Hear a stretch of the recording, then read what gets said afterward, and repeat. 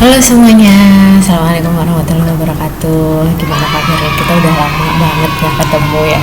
Aduh, pasti kangen sama suasana kampus, terus kuliah sama teman-teman juga. Semoga teman-teman selalu dalam keadaan sehat, keluarga sehat.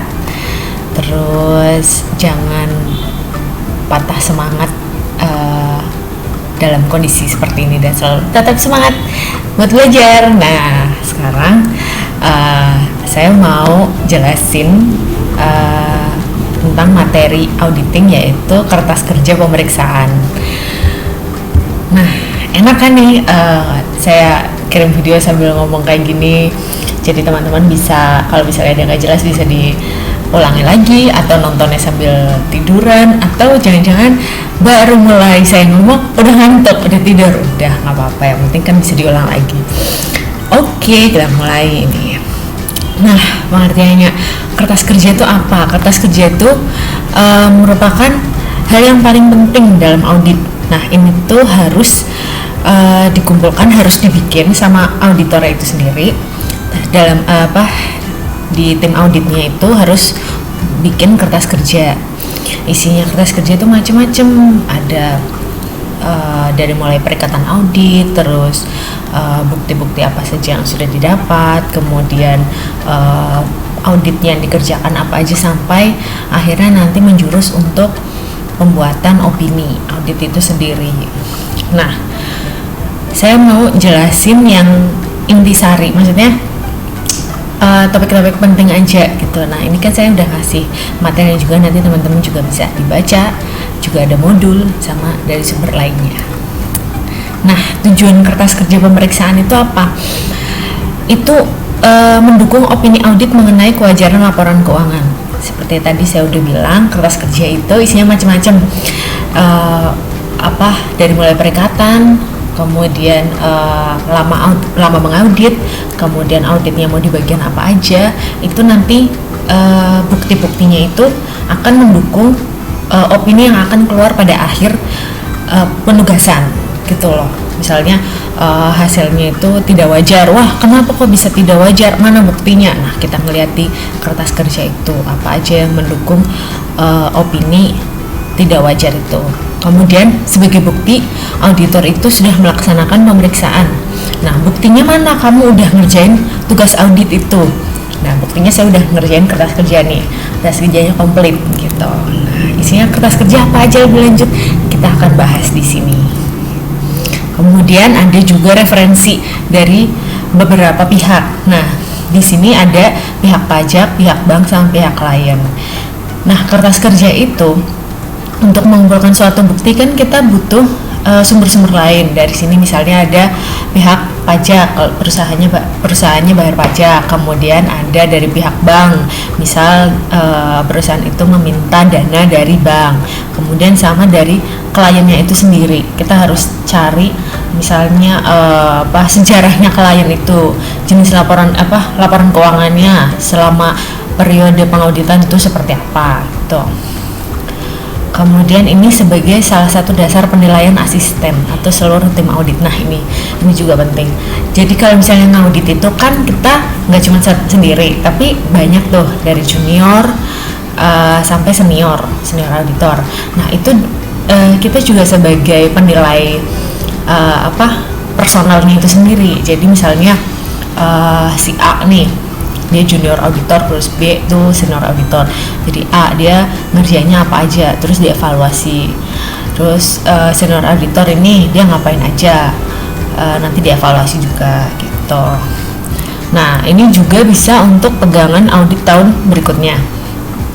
Kalau misalnya auditornya itu ganti, misalnya tahun pertama dia pakai auditor namanya auditor Tony. Nah, kemudian untuk tahun berikutnya dia nggak pakai auditor Tony, dia pakai yang Andi. Nah, si Andi ini dia pasti bakalan minjem kertas kerja atau hasil dari perusahaan yang diaudit. Dia mintanya sama auditor Tony itu, dia mau melihat gitu loh, bukti historis lah istilahnya seperti itu. Nah, terus Nah, isi kertas kerja itu apa? Kertas kerja itu sebenarnya ada 3 isinya. Standar pekerjaan lapangan 1, 2, 3. Yang pertama pemeriksaan sudah direncanakan, kemudian pemahaman atas SPI, intinya itu. Kemudian yang ketiga itu bukti audit sudah didapatkan, prosedur sudah dijalankan, terus pengujian dilakukan. Pokoknya lebih ke teknis kalau yang ketiga itu. Nah, ini juga udah ada di modul. Faktor yang harus diperhatikan dalam pembuatan kertas kerja yang baik. Yang pertama harus lengkap. Pokoknya isi informasinya detail, harus disebutkan semua, dicantumkan semua. Kemudian tidak memerlukan tambahan penjelasan secara lisan. Jadi apa yang sudah tertuang di kertas kerja itu nggak perlu penjelasan lagi, sudah jelas. Kemudian harus teliti. Terus ringkas. Nah, ringkas ini maksudnya to the point. Dia nggak boleh terlalu banyak uraian gitu. Terus harus jelas, tadi hubungannya dengan lengkap, terus rapi gitu. Nah, kertas kerja ini tadi juga bukti-buktinya udah saya bahas pas yang di awal. Kertas kerja ini sumbernya yang pertama dari pihak kliennya itu sendiri, misalnya kayak historisnya perusahaan itu, kemudian SPI-nya itu termasuk, kemudian analisa yang dibuat oleh auditor. Nah, auditor itu nganalis sendiri kan, dia juga harus dia bikin analisa dari suatu perusahaannya, dia juga melihat dari bukti-bukti yang terdahulu. Nah, itu juga akan dibuat oleh auditor. Nah, kemudian dari pihak ketiga. Nah, pihak ketiga itu apa? Tadi kayak bank, pajak, terus kreditor, itu investor termasuk. Kemudian nih, contoh kertas kerja dari sumbernya. Kan tadi ada 3 tuh, dari klien, kemudian dari analisa auditor, sama dari pihak ketiga. Nah, yang dari pihak klien ini contohnya apa? Yang pertama ada neraca saldo, kemudian rekonsiliasi bank, analisa umur piutang. Nah, ini tuh lingkup dari laporan keuangan yang punya perusahaannya itu sendiri. Contohnya seperti ini. Nah, analisa yang dibuat oleh auditor. Nah, ini tadi si auditor itu dia harus menganalisa. Yang pertama itu dari berita acara pemeriksaan kas. Auditor meriksa kas, terus dia bikin berita acara sendiri. Kemudian dia juga harus menganalisis mengenai SPI, sistem pengendalian internal. Kemudian ada top schedule, supporting schedule, management letter. Nah, ini macam-macam. Terus ada yang dari pihak ketiga, itu ada bank, piutang, liabilities, hasil konfirmasi dari penasehat hukum perusahaan. Biasanya kan perusahaan punya legal. Nah, jadi ada macam-macam tipe kertas kerja, ada 5. Nah, tipe kertas kerja itu, jadi kalau misalnya ada muncul pertanyaan nih, sebutkan jenis-jenis kertas kerja atau tipe kertas kerja. Nah, jangan dijawab kertas kerja itu bentukannya A4 lah, A3, A5, HVS, folio, jangan. Tapi ini ada 5. Nah, kertas kerja itu bukan semata-mata kertas ya, tapi dia itu bentukannya dokumen yang berisi semua macam, dari mulai awal perikatan audit sampai selesai penugasan audit, sampai keluar opini. Itu namanya kertas kerja. Jadi bentukannya nggak cuman kertas kerja aja, tapi bisa berupa misalnya media, foto, video, macam-macam. Kertas kerja itu hanya istilah working papers gitulah. Nah, nih tipe kertas kerja nih, yang pertama program pemeriksaan atau audit program. Ini isinya itu mengumpulkan tipe bukti pemeriksaan tertentu. Nah, harus diperoleh pada saat-saat tertentu pada waktu pemeriksaannya. Jadi ini merupakan yang paling manfaat untuk menetapkan jadwal pelaksanaan dan pengawasan pekerjaan audit. Kemudian bisa juga digunakan untuk merencanakan berapa sih orang yang diperlukan untuk melaksanakan auditnya, kemudian komposisinya seperti apa, berapa asistennya, berapa junior auditornya, kemudian berapa lama kita akan mengerjakan penugasan audit ini. Nah, kemudian ada working trial balance. working trial balance ini isinya tuh saldo-saldo rekening buku pada akhir tahun yang diaudit dan pada tahun sebelumnya. Jadi pada tahun ini sama tahun sebelumnya isinya tuh pokoknya semacam adjustment sama penggolongan kembali yang diusulkan oleh akuntan. Nah ini isinya yang sudah diperiksa sama akuntan, kita golongkan kembali, kita jadikan satu, kita namanya working trial balance. Kemudian ada yang namanya ringkasan journal adjustment. Nah, ringkasan journal adjustment ini barangkali diperlukan, misalnya nih di penugasan audit nih ada kekeliruan dalam laporan keuangan di catatan akuntansi kliennya.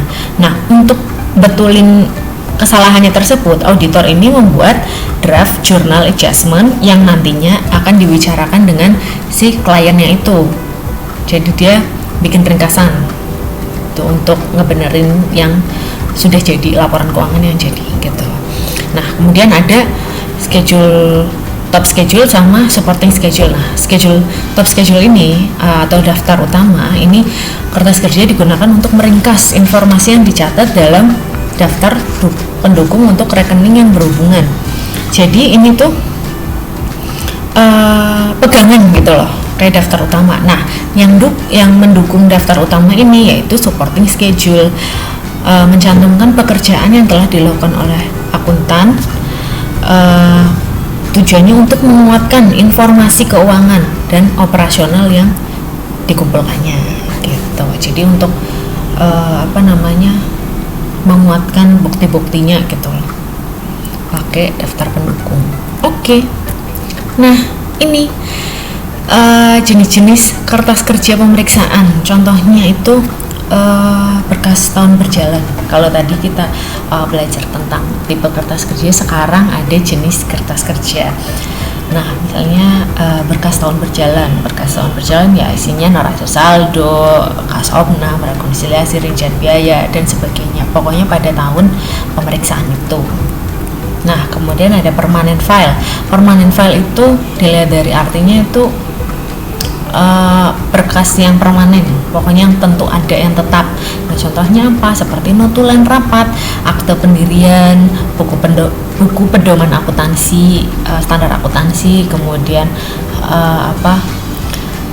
peraturan yang ada di perusahaan itu kan biasanya ada pedomannya sendiri, tiap perusahaan biasanya beda. Nah, itu bisa dijadikan permanent file. Notulen rapat itu kalau misalnya mengadakan rapat antara internal atau dengan investor, itu biasanya suka ada dicatat pencatatan jalannya kegiatan rapat itu notulen rapat. Kemudian ada correspondence file, berkas surat menyurat.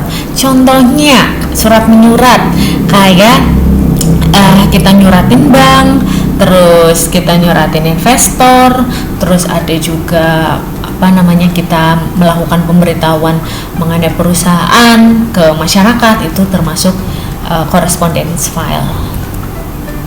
Nah, ngomong-ngomong kertas kerja nih, saya udah jelasin banyak banget tadi dari awal. Kira-kira masih pada bangun apa enggak ya?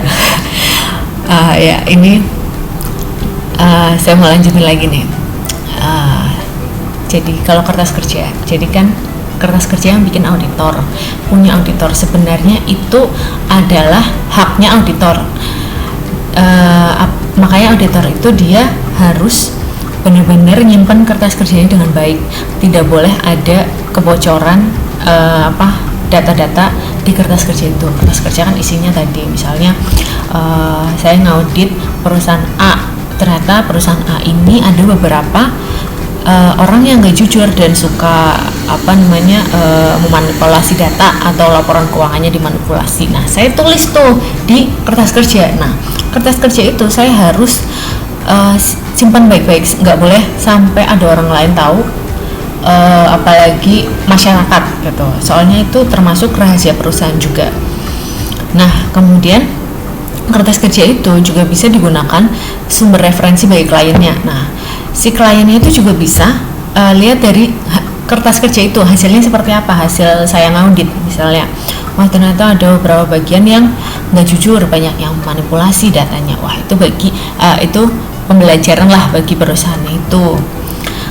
Nah bisa juga kertas kerjanya itu nanti bisa dipinjam sama ini auditor selanjutnya. Barangkali perusahaan itu nggak pakai jasa saya lagi, nanti auditor selanjutnya itu mungkin akan menghubungi saya untuk meminta pinjam data dari kertas kerja itu.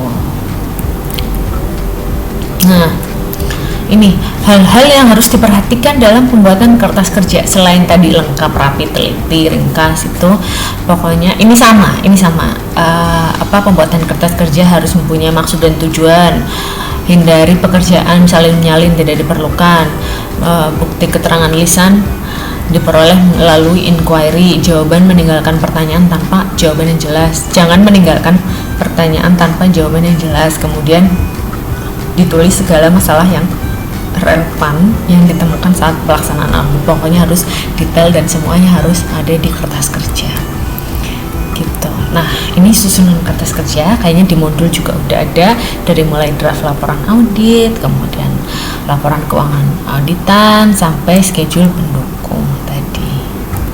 Nah sampai sini udah selesai materi yang saya sampaikan. Semoga bisa diterima, bisa dipahami. Kalau misalnya ada pertanyaan bisa ditanyakan langsung di grup masing-masing kelas di situ. Jadi kertas kerja ini, sekali lagi, kertas kerja ini bentukannya itu dokumen, bukan kertas, tapi isinya banyak gitu ya. Semoga apa yang saya sampaikan teman-teman bisa pahami. Terima kasih udah dengerin saya. Selamat siang. Assalamualaikum warahmatullahi wabarakatuh.